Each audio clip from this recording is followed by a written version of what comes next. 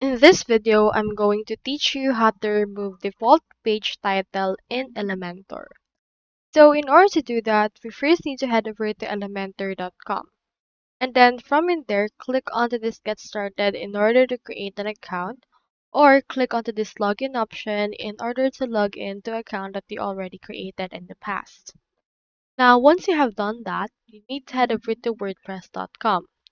Head over and click onto this Get Started option right here in order to get started as well, or click onto this Login in order to do the same thing to this.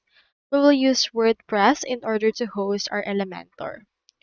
Now here is actually my WordPress dashboard. In order to remove the default page title in Elementor, you need to navigate to the page or the post that you want to edit. So for this part, just head over right there onto the actual settings. In order to go to there, you need to head over here to your pages, click on all page, and then locate in here the Elementor page that you would want. I have in here this About Us page. Click on this Edit with Elementor right here in order to open it with your Elementor. So here it is right here.